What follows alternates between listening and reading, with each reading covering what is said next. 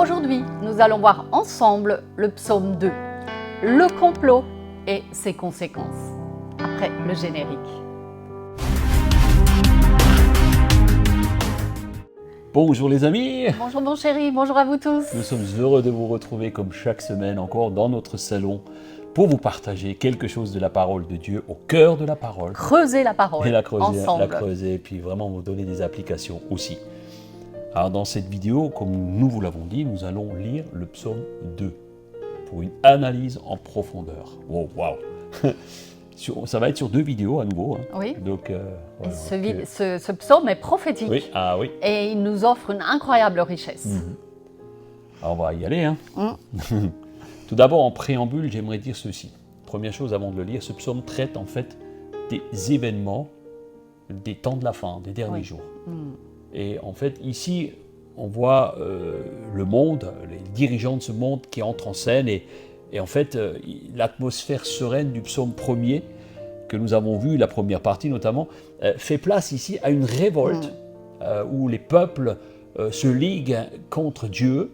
Et en fait, ça me fait penser que c'est un petit peu ce que nous vivons dans ce monde depuis certains temps, peut-être même depuis un bon bout de temps, mais peut-être plus que jamais. Alors Dieu intervient.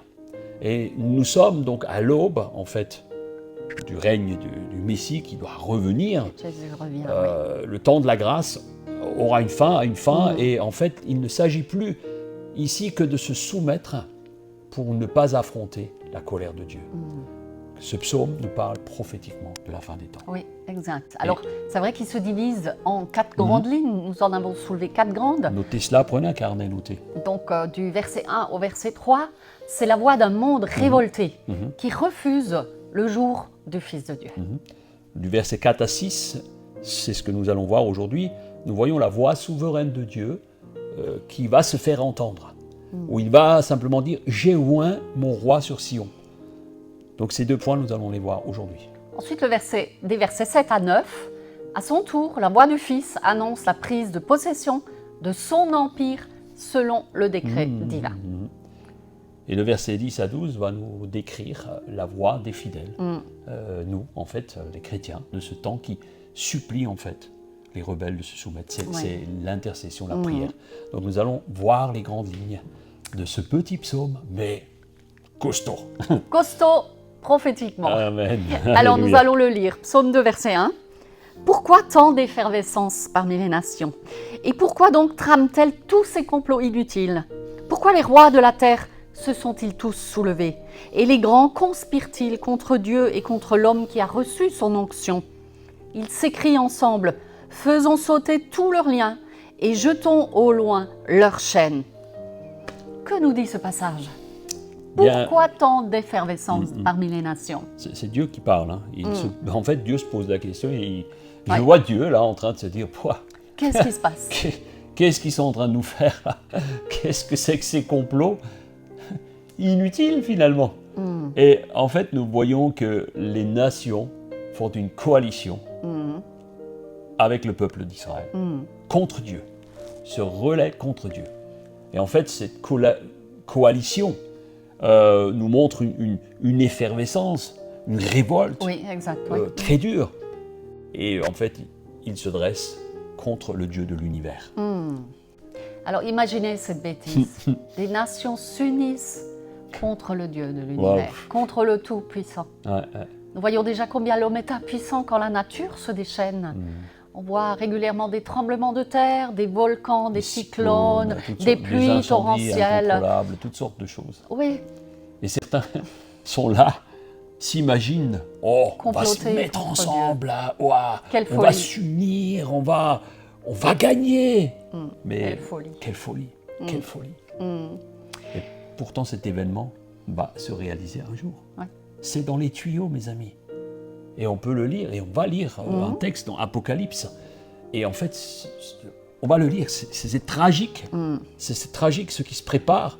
Et certains pensent qu'on va échapper, il n'y a pas de problème. On se liguera, et ça va marcher. Non.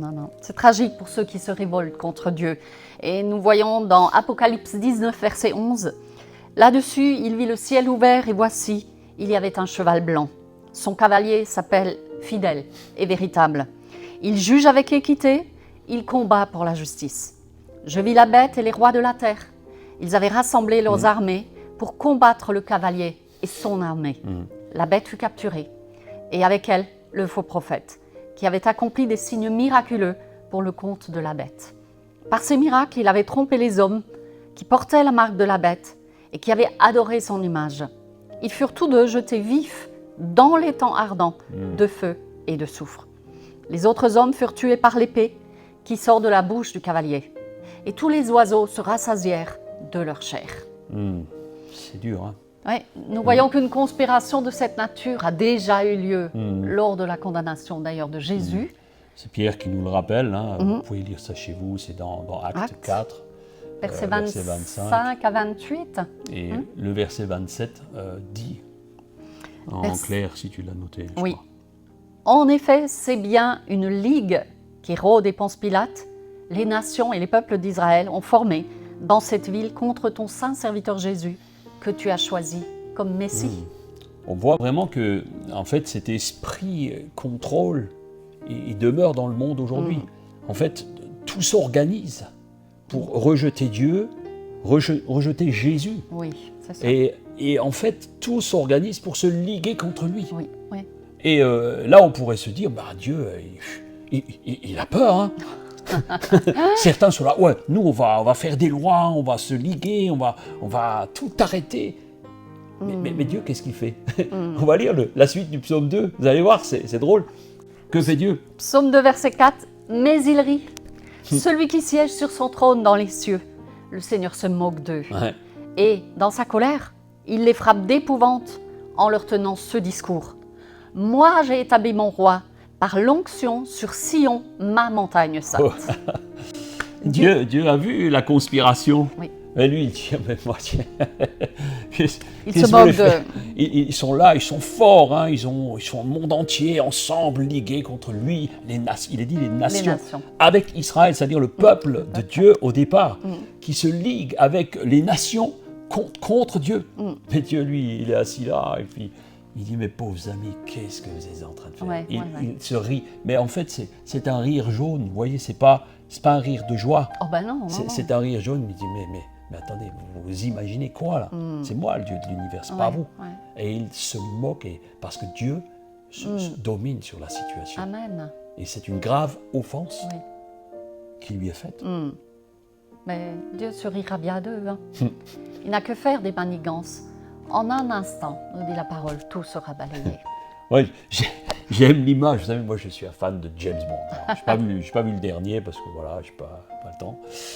Mais en fait, dans tous les James Bond, il y a toujours le méchant qui a monté un stratagème, une armée pour vaincre le monde. Et il veut être le maître du monde. Il veut être au-dessus de tout. Et en fait, il a oublié une chose. James Bond est là. Et en fait, ça finit toujours mal. Et tous les stratagèmes, tout ce qu'il est en train de faire, eh bien, il a travaillé peut-être des années, il a enrôlé des gens, il a eu des morts, il a fait toutes sortes de choses. Et à la fin, tout explose. Et vous savez quoi? Bond s'en sort toujours. Et c'est exactement la même chose. Dieu est au-dessus de tous les complots, de tout ce qui peut être fait sur la terre. C'est juste un Dieu extraordinaire. On pourrait se dire que la coalition contre Jésus a tourné au vinaigre pour ceux qui voulaient s'en débarrasser. C'est vrai. Mais parce la que Bible le troisième nous dit, jour. Voilà, le troisième jour, la pierre a été roulée. Wow. Et Christ est sorti vainqueur. Alléluia, amen. Alors n'ayez pas peur. N'ayez pas peur. N'ayez pas peur des conspirationnistes contre l'Église, contre Dieu. N'ayez pas peur, vous chrétiens. Leur sort est déjà jeté. Mais toi, peut-être tu découvres. Es-tu certain de ton sort à toi? As-tu choisi la bonne voie comme nous avons vu lors des 2 dernières capsules? Mais j'aimerais encore ajouter qu'il y a un autre point que nous allons voir. C'est la colère de Dieu contre les rebelles, contre les méchants. Comme nous l'avons vu à la fin du psaume 1er. Ce qui va se passer pour eux, il nous est décrit dans Apocalypse. Chapitre 6, à partir du verset 15. Les rois de la terre et les hauts dignitaires, les chefs militaires, les riches et les puissants, tous les esclaves et tous les hommes libres allèrent se cacher au fond des cavernes et parmi les rochers des montagnes. Ils criaient aux montagnes et aux rochers « Tombez sur nous et cachez-nous loin du regard de celui qui siège sur le trône, loin de la colère de l'agneau. Car le grand jour de leur colère est arrivé. Et qui peut subsister ?» Alors, il va falloir accrocher les ceintures hein, pour ceux qui sont, dans la conspiration, ceux qui aujourd'hui semblent forts. Il va falloir accrocher les ceintures parce qu'il y aura de la rumba dans l'air, comme dira la chanson. Donc mes amis, c'est un jour de colère. Qui pourra subsister, à la colère de Dieu? Qui pourra lui subsister sans Jésus?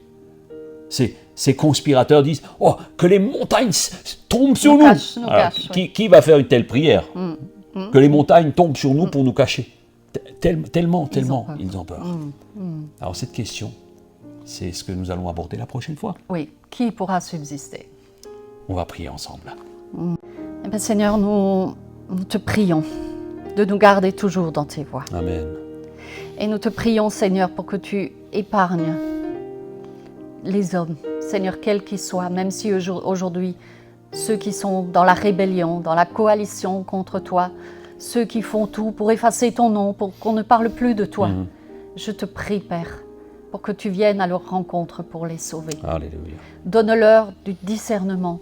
Donne-leur de te trouver, de trouver Jésus, toi le seul vrai Dieu. Seigneur, nous prions pour chacun et nous te demandons grâce pour eux. Fais-leur entendre raison afin qu'ils puissent se repentir et revenir de leur mauvaise voie. Au nom de Jésus. Alléluia. Amen. Eh bien, nous verrons la suite la prochaine fois. Nous vous souhaitons une bonne semaine. N'oubliez pas de vous abonner. N'oubliez pas de nous mettre un petit pouce. On vous aime. Oui, prenez soin de vous. Prenez soin de votre âme. Et on vous dit à très vite. C'est vrai que les semaines nous paraissent longues sans vous, mais on est toujours heureux de vous retrouver. Retrouvez-nous en direct aussi le dimanche matin. C'est très bien, c'est bien de venir à l'église. Oui. 9h45, on vous attend. Vous allez vivre un moment extraordinaire. C'est bien sur les écrans, mais c'est tellement mieux sur place. Amen. À bientôt. Bonne journée, ciao ciao.